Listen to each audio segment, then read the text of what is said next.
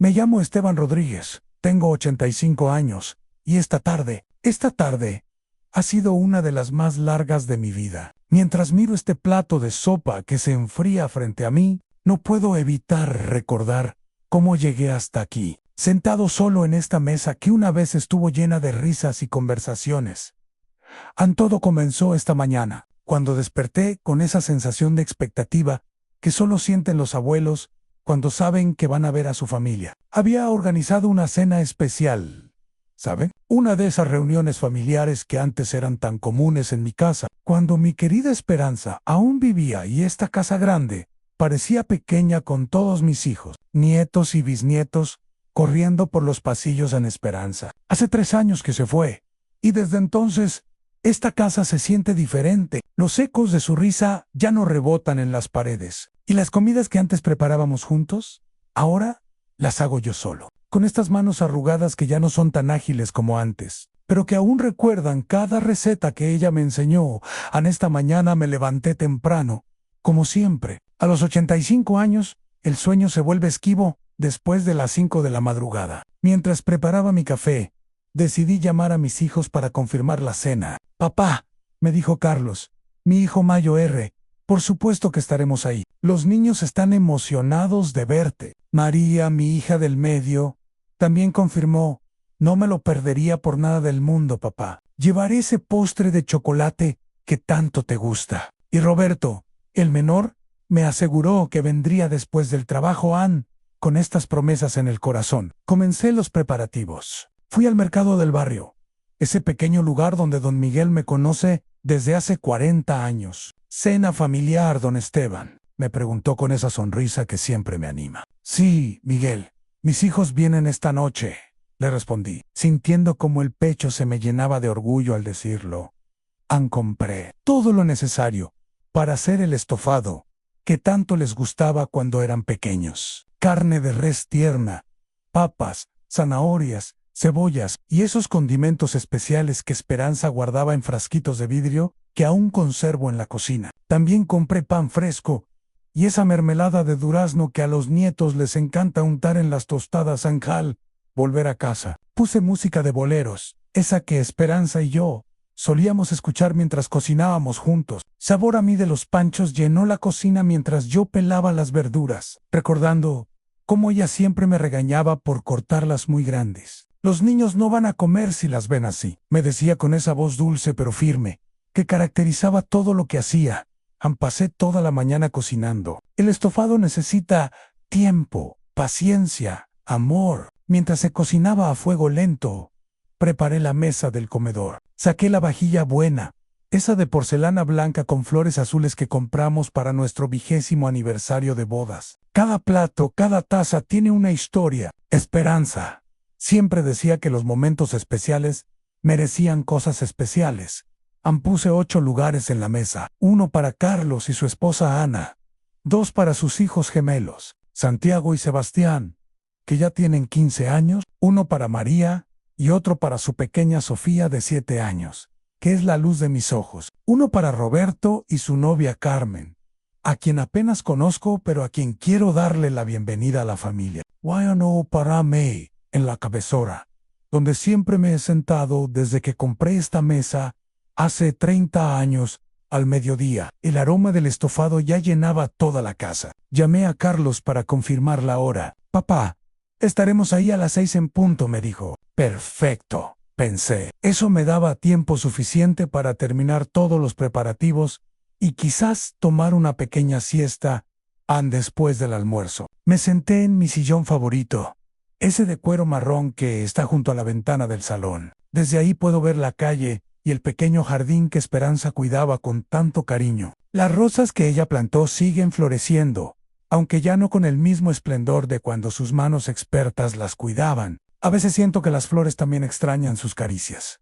No pude dormir la siesta. La emoción era demasiado grande. Hacía meses que no reunía a toda la familia junta. La última vez fue en Navidad, pero fue una visita rápida. De esas donde todos llegan corriendo, comen apurado y se van corriendo también. Cada uno con sus propios compromisos y responsabilidades. A las 4 de la tarde, Decidí terminar de preparar todo. Horneé el pan que había comprado para que estuviera tibio cuando llegaran. Preparé una jarra de agua fresca con limón. Como le gusta a Marianne, saqué el vino tinto que tenía guardado para ocasiones especiales. Una botella que Roberto me había regalado el año pasado y que había estado esperando el momento perfecto para abrir a las 5. Ya tenía todo listo. La mesa estaba puesta como para una celebración.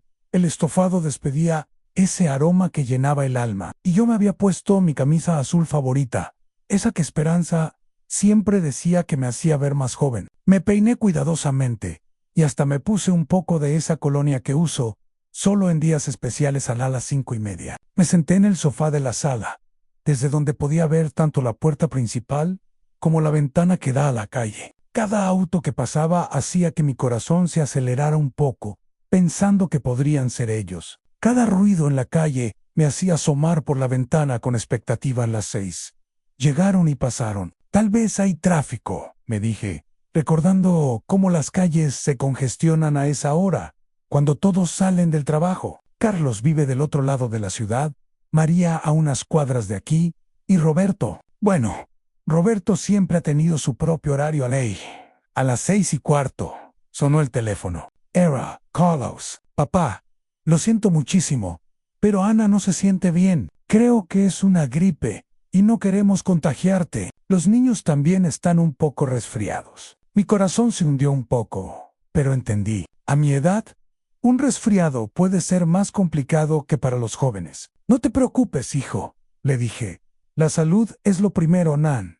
A las 6:30, María llamó. Papá, tengo una emergencia en el trabajo. El sistema se cayó y soy la única que puede arreglarlo. Necesito quedarme hasta muy tarde. Su voz sonaba realmente angustiada. María trabaja en computadoras, algo que yo nunca he entendido completamente, pero sé que es muy responsable y que a veces esas cosas de la tecnología requieren atención inmediata. Está bien, mi amor, le dije. El trabajo es importante. Siguieron pasando los minutos. A las 7 intenté llamar a Roberto, pero su teléfono sonaba ocupado. Luego marcaba directo al buzón de voz. Tal vez está en una reunión, pensé. Roberto siempre ha sido el más ocupado de mis hijos, el que más trabaja, el que menos tiempo tiene. Mientras esperaba, caminé por la casa. Pasé por la habitación que era de los niños cuando eran pequeños, ahora convertida en mi estudio. Las paredes aún conservan algunas de sus fotografías. San Carlos, en su graduación de la universidad, María el día de su boda, Roberto cuando ganó ese premio en su trabajo. Todos han crecido, todos han hecho sus vidas, todos tienen sus propias responsabilidades. Regresé a la cocina y revisé el estofado. Seguía perfecto, aunque ya llevaba un par de horas listo. Lo tapé bien para que no se secara. El pan ya se había enfriado, pero aún olía delicioso. La mesa seguía puesta, esperando huéspedes que parecían no llegar a las 8. Finalmente sonó mi teléfono. Era Roberto. Pa, lo siento tanto, pero tuve una emergencia en el trabajo. Un cliente importante llegó de improviso y tengo que atenderlo. Carmen también está ocupada con un proyecto. ¿Podemos dejarlo para el próximo fin de semana? Ahí estaba yo, con la mesa puesta para 8 personas, un estofado que podría alimentar a una docena, y el corazón que se me hacía pequeño dentro del pecho. Por supuesto, hijo, le dije, no te preocupes, porque eso es lo que hacemos los padres, ¿verdad? Siempre decimos que no importa, aunque por dentro sí importe, y mucho han después de colgar. Me quedé parado en medio de la cocina, rodeado de toda esa comida que había preparado con tanto amor. El silencio de la casa se sentía más pesado que nunca. No era el silencio cómodo de la soledad elegida, sino ese silencio vacío de la soledad impuesta por las circunstancias en mí. Serví un plato de estofado y me senté en mi lugar en la cabecera de la mesa. Los otros 7 lugares vacíos me miraban como testigos silenciosos de una reunión que nunca llegó a suceder. Cada silla vacía representaba una ausencia. Cada plato sin usar era una promesa no cumplida. Mientras comía, recordé otras cenas en esta misma mesa. Recordé cuando Carlos tenía 10 años y se empeñaba en contarme cada detalle de su día en la escuela. Recordé cuando María, con 5 años, insistía en ayudarme a servir la comida y terminaba derramando la mitad. Recordé cuando Roberto, siendo adolescente, llegaba tarde a cenar pero siempre con una historia divertida que contar. Recordé las cenas con Esperanza, cuando ella se sentaba a mi lado y me pasaba los platos con esa sonrisa que iluminaba toda la habitación. Recordé cómo ella siempre servía primero a los demás y comía al final, como si su felicidad dependiera de ver que todos los demás estuvieran satisfechos. Sopa se me enfrió mientras estaba perdido en estos recuerdos. La casa estaba tan silenciosa que podía escuchar el tic-tac del reloj de pared que compramos en nuestro viaje a México hace 20 años. Cada segundo que pasaba resonaba como un recordatorio del tiempo que transcurre, de los momentos que se van y no vuelven. No puedo culpar a mis hijos. ¿Saben? Ellos tienen sus vidas, sus trabajos, sus propias familias que atender. Carlos tiene que cuidar de su esposa enferma y de sus hijos adolescentes que necesitan su atención. María está construyendo su carrera y criando sola a Sofía desde que se divorció hace 2 años. Roberto está en esa edad donde el trabajo consume todo su tiempo y energía, pero eso no hace que la soledad duela menos. No hace que la decepción sea más fácil de digerir. No hace que el eco de mis pasos en esta casa vacía suene menos triste en después de cenar, o más bien, después de picotear la comida sin mucho apetito. Recogí la mesa. Guardé la comida en recipientes para los próximos días. Habrá estofado para toda la semana. Irónico considerando que lo hice, pensando que se acabaría en una sola noche. Lavé los platos. Sequé la vajilla especial y la guardé de nuevo en el aparador. Cada gesto era un ritual de vuelta a la normalidad, pero una normalidad que se sentía más solitaria que nunca. Me preparé una taza de té y me senté de nuevo en mi sillón junto a la ventana. La calle estaba más tranquila ahora. Las familias ya habían cenado, los niños ya se habían bañado y preparado para dormir. Por las ventanas iluminadas de las casas vecinas, podía vislumbrar escenas de vida familiar: padres ayudando con las tareas, madres acostando a los pequeños, abuelos jugando con sus nietos. Pensé en llamar a mis hermanos, pero Luis vive muy lejos y Carmela no está bien de salud. Pensé en llamar a algunos amigos, pero la mayoría ya han partido o están en situaciones similares a la mía. Es curioso cómo al llegar a esta edad, el círculo social se va reduciendo como círculos concéntricos que se hacen cada vez más pequeños. No quiero que piensen que me estoy lamentando. A lo largo de 85 años, he vivido muchas alegrías, muchos momentos hermosos con mi familia. He visto crecer a mis hijos, los he visto convertirse en adultos responsables. He conocido a mis nietos y hasta una bisnieta. He tenido una vida rica en experiencias y amor, pero esta noche, sentado aquí con él, enfriándose en mis manos, no puedo evitar reflexionar sobre cómo cambian las prioridades con el tiempo. Cuando era joven, yo también estaba siempre ocupado, siempre corriendo de un lugar a otro, siempre posponiendo los momentos familiares por el trabajo o por compromisos que en ese momento parecían más urgentes. Ahora, entiendo que mi padre, que vivió hasta los 88 años, también habrá sentido esta soledad algunas noches. Recuerdo cuántas veces le dije que no podía visitarlo porque tenía trabajo, o porque los niños tenían actividades, o porque Esperanza y yo teníamos planes. Él nunca se quejó, nunca me hizo sentir mal por esas ausencias. Simplemente decía: está bien, hijo, nos vemos pronto. En la vida es un círculo extraño. Los roles se invierten con el tiempo. Los hijos que una vez corrían a nuestros brazos buscando consuelo y protección, ahora son ellos quienes tienen la responsabilidad de cuidar y proteger a otros. Y nosotros, los que una vez fuimos el centro de sus mundos, ahora ocupamos un lugar diferente en sus prioridades. No es culpa de nadie, es simplemente cómo funciona la vida. Cada generación tiene su momento de estar en el centro, de ser la prioridad, de ser los que toman las decisiones importantes, y cada generación, eventualmente, pasa el testigo a la siguiente.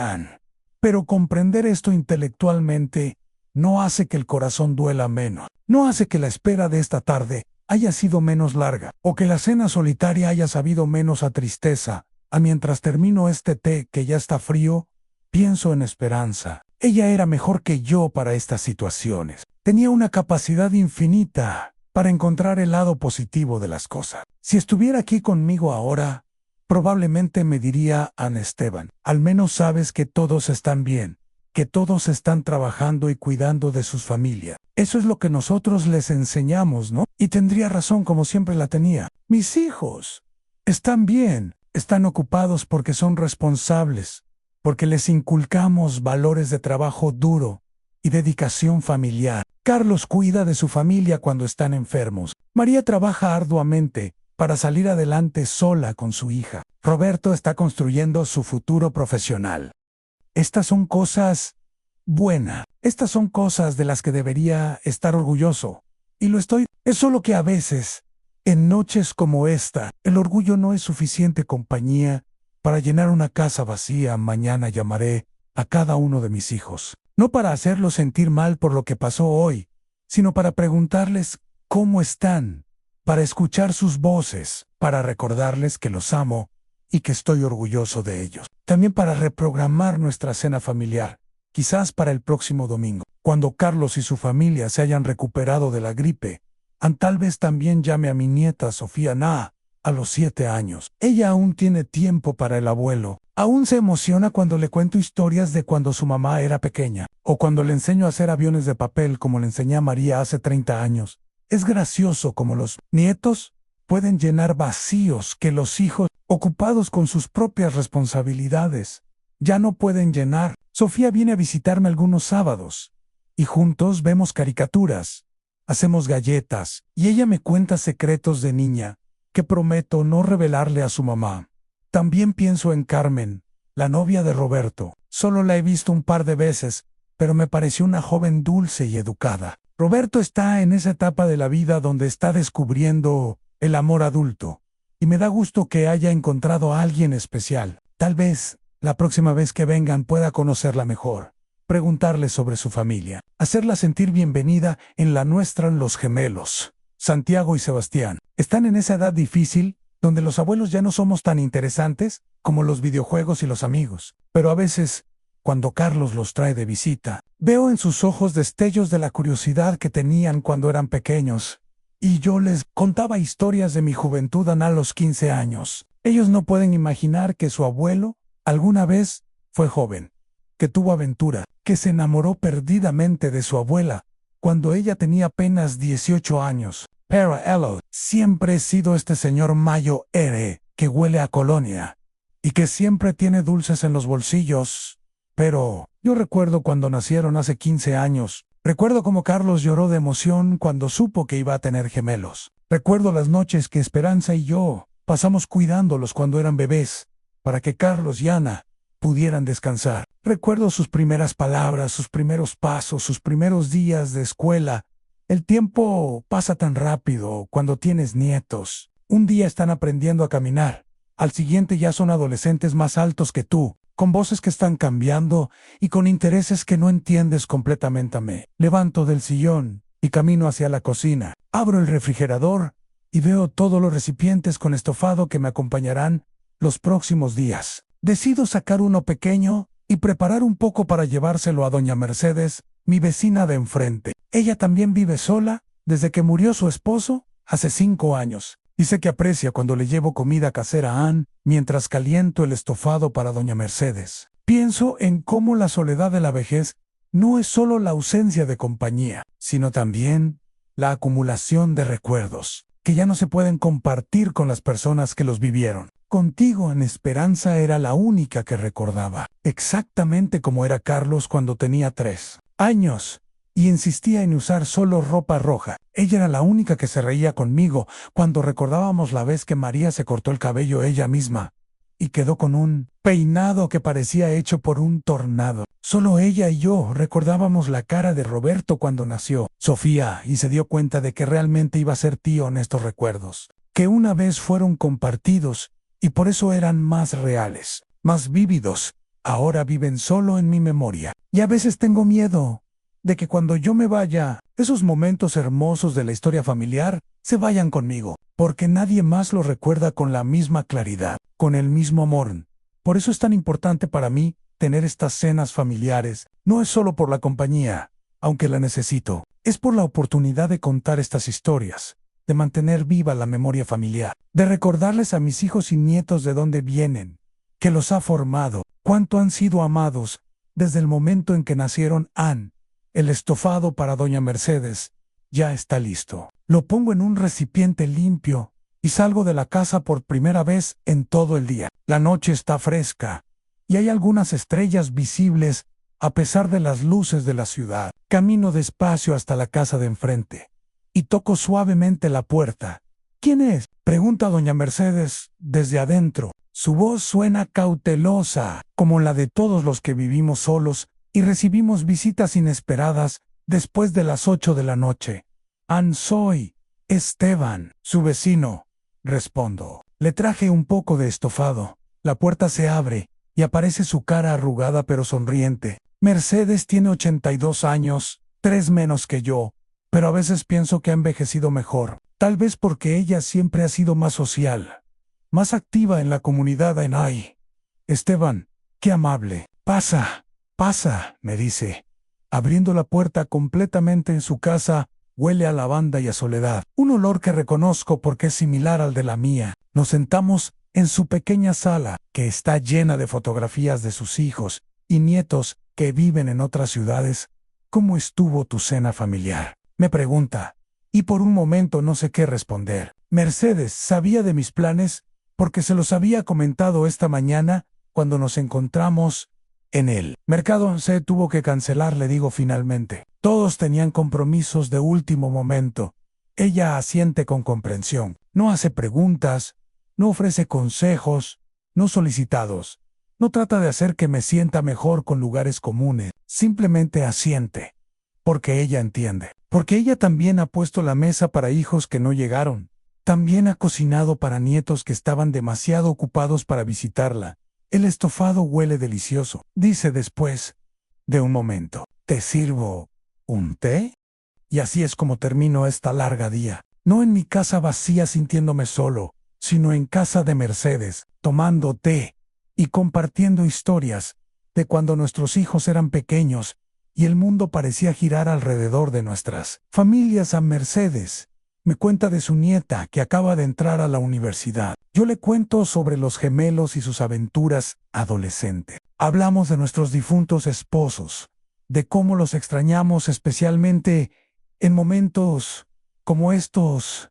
Cuando regreso a mi casa, cerca de las 10 de la noche, ya no me siento tan vacío. La soledad sigue ahí, pero ya no es tan punzante. A veces, la compañía viene de donde menos la esperas, de una vecina que también entiende lo que es esperar, visitas que no llegan antes de acostar. Llamo a María en su teléfono, suena varias veces antes de que conteste papá. ¿Estás bien? Es tarde, dice, y puedo escuchar preocupación real en su voz. Estoy bien, mi amor. Solo quería decirte que te amo y que espero que hayas podido arreglar el problema en tu trabajo.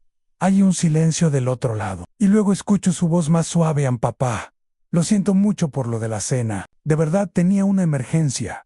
Pero sé que estabas esperándonos. Lo sé, hija. No te preocupes. Estas cosas pasan.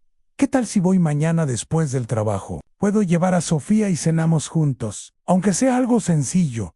A mi corazón se llena de una calidez que no había sentido en todo el día. Me encantaría, le digo después de colgar.